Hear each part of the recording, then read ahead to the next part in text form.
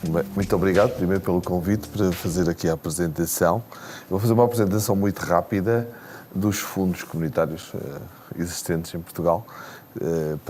E, claro, os fundos comunitários incluem sempre o financiamento da indústria 4.0 como um dos objetivos fundamentais. Vivemos numa época onde a tecnologia desde sempre foi um objetivo fundamental nos fundos comunitários, seja ela no quadro plurianuais, que é o Portugal 2020, seja ela no novo PRR. Portanto, nós temos, é a primeira vez que coabitam dois tipos de fundos em Portugal.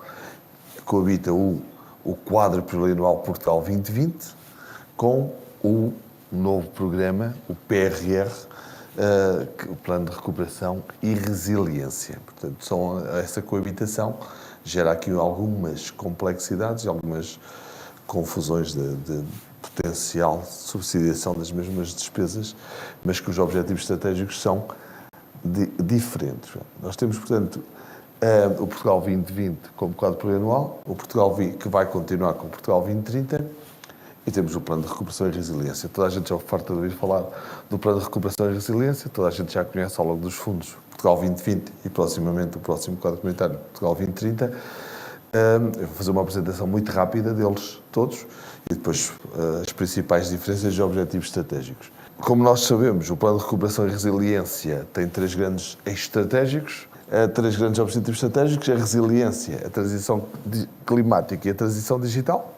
Depois o quadro plurianual, o Portugal 2020, que se transforma no Portugal 2030, sempre teve como grande objetivo a competitividade e internacionalização da economia portuguesa, na dimensão empresarial da situação, está claro.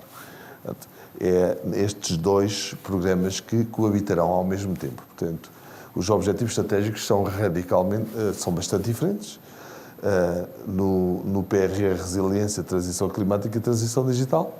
No quadro plurianual, manterá-se com certeza os objetivos de competitividade e internacionalização da nossa economia. Quanto ao PRR, portanto, todos conhecemos, tem estes três grandes eixos: resiliência, transição climática e transição digital. Portanto, não vou fazer aqui uma grande opinar muito, porque há uma forte componente de investimento público e alguma parte de investimento de capacidade de aceder, das empresas privadas a aceder nestes fundos.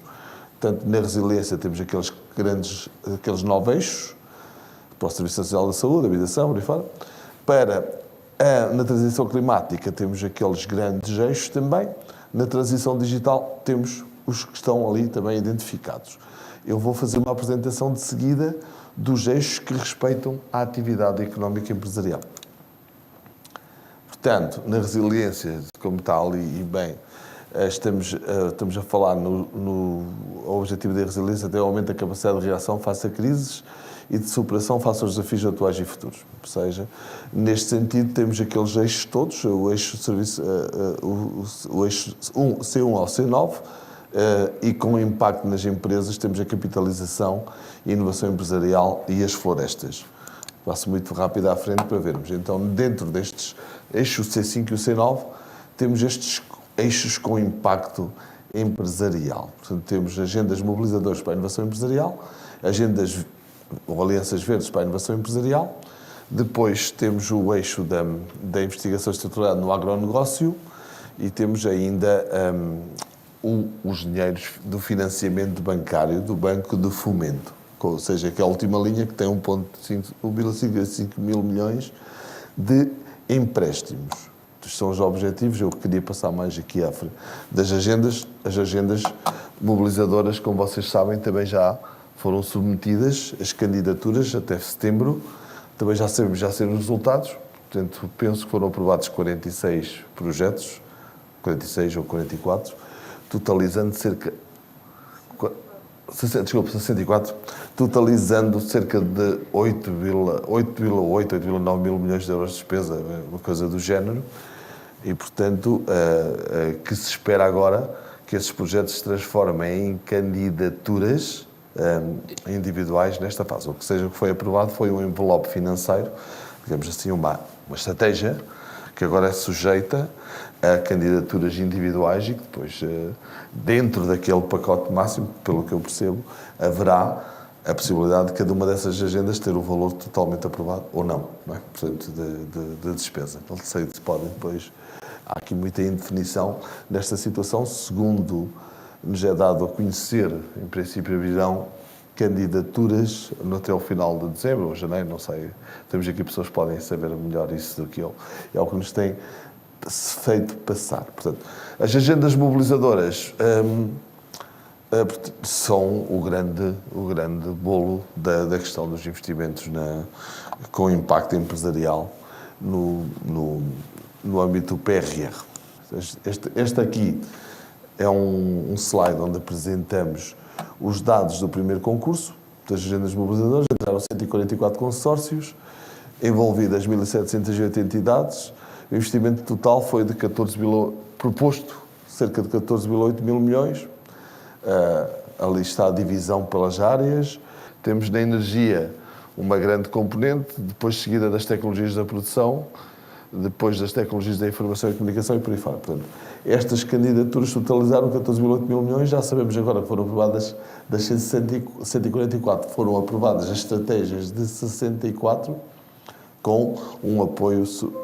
Portanto, 64 é menos do que metade das 144 candidaturas, mas o investimento total é superior à metade, ou seja, são 8 mil milhões e o valor total submetido eram 14,8 mil milhões. Quer dizer que algumas das maiores estratégias foram aprovadas. Para além da linha das agendas mobilizadoras, portanto, temos este ponto onde há candidaturas abertas ou para abrir, que tem a ver com a agenda de investigação e inovação para a sustentabilidade da agricultura, alimentação e agroindústria. É o agronegócio. Tem aqueles subavisos todos que estão ali identificados e previstos, alguns abriram, outros não, outros estão para abrir, que estão previstos todos no terceiro trimestre de 2021 ao segundo trimestre de 2022, o que isto demonstra que há um objetivo grande de sair avisos o mais rápido possível e, portanto, ser aprovadas as candidaturas o mais rápido possível, o que eu acho uma ótima decisão. Portanto, se acontecer isso é excelente porque permite depois o tempo para a execução e perdemos muito tempo na parte formal de candidaturas. Portanto, no agronegócio temos todas estas linhas, inclui a rede, são os convites, alguns abriram, outros estão para abrir, são rede de inovação, adaptação de alterações climáticas, mitigação, por aí fora, agricultura 4.0, alimentação sustentável, por aí fora. Portanto, todos nós sabemos, podemos ter acesso à informação e saber quais é que estão abertas e que foram para abrir, mas podemos analisar a seguir. Para além disso, depois temos o dinheiro do Banco de Fomento, portanto, o Banco de Fomento empresta dinheiro, portanto, e há 1,55 mil milhões para capitalização de empresas no objetivo da resiliência financeira. Portanto, este eixo permite a criação de um instrumento de capitalização,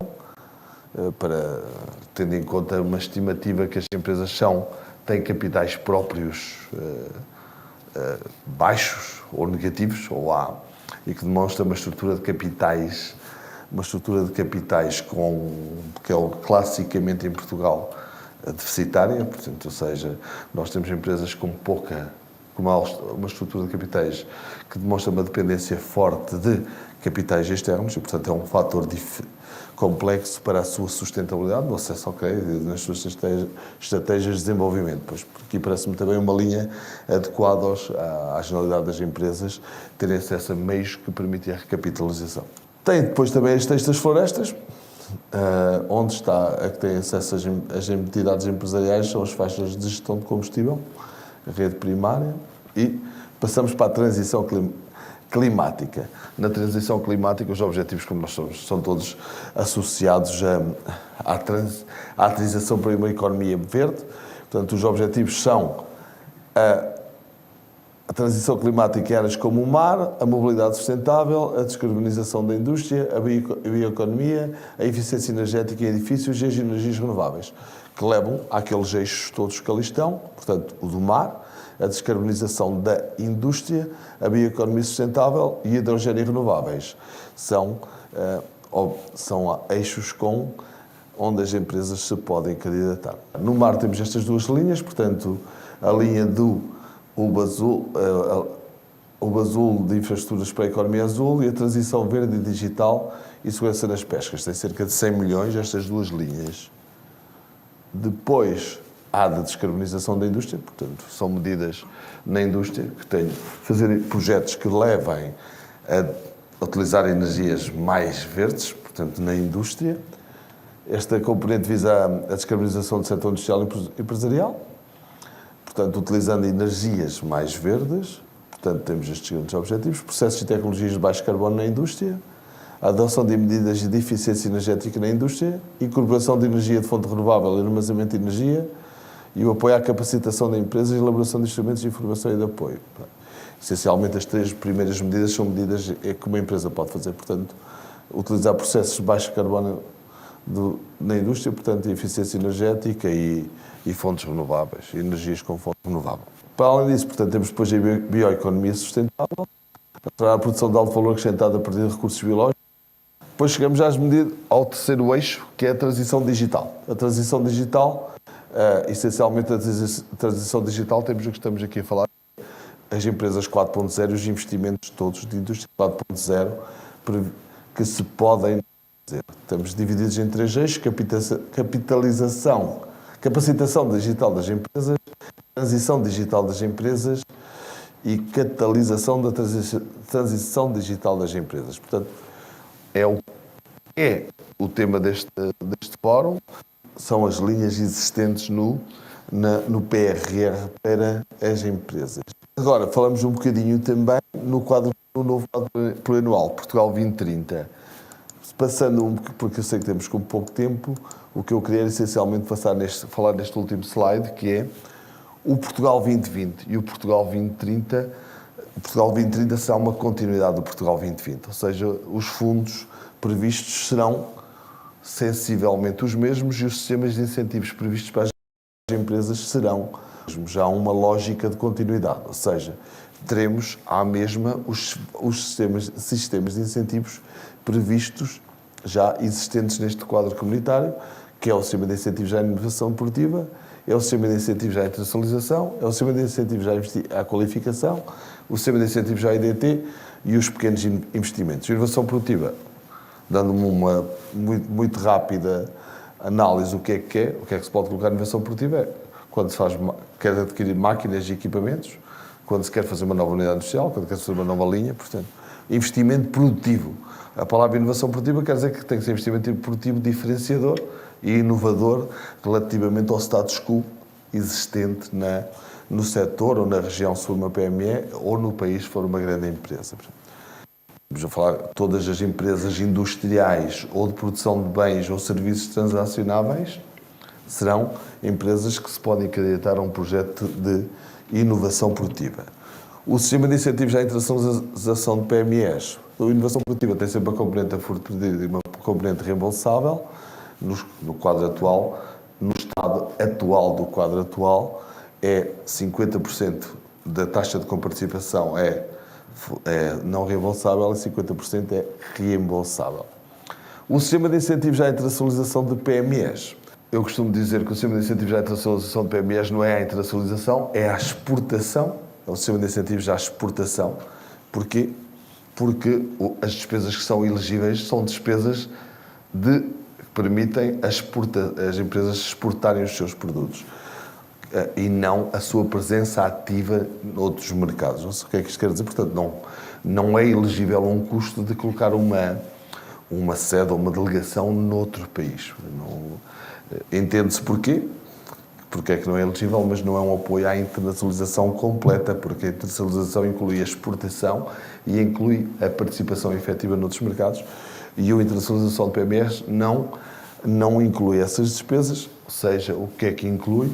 Inclui as despesas com o e-commerce, o e-business, e-commerce e marketing, inclui as despesas com participação em eventos internacionais, feiras e professional exhibitions internacionais, inclui os custos com material comunicacional, inclui os custos com outras despesas fundamentais para a internacionalização, nomeadamente certificações de produtos e de marca, e inclui também, geralmente, um custo com 2 pessoas afetas à tarefa de internacionalização. A taxa normal é 45% da despesa elegível. A qualificação de PMEs é a mesma tipologia do internacionalização, mas não são as despesas associadas à internacionalização, são as despesas associadas a fatores qualificantes. E aqui, mais uma vez, tudo o que tem a ver com as ITs também são elegíveis, tudo que tem a ver com as despesas associadas à indústria 4.0 são elegíveis num projeto de internacionalização. Chamo só a atenção que essa internacionalização de PMEs, essa qualificação de PMEs, como o nome diz, é exclusivo para pequenas e médias empresas. Porque médias empresas são empresas até 250 trabalhadores, digamos, de uma forma simplista, porque não é o único indicador a ter em consideração. O IDT, o Sistema de Incentivos à Investigação e Desenvolvimento Tecnológico, inclui, como nós sabemos todos, quem está neste setor, todos os projetos que incluem consórcio entre entidades do Sistema Científico e Tecnológico e entidades empresariais, na sua dimensão IDT em copromoção, e permite também projetos individuais de IDT. Um dos grandes objetivos é a transferência de conhecimento e de saber das universidades e das entidades do Sistema Científico e Tecnológico para as empresas, e depois essas empresas fazerem os seus desenvolvimentos.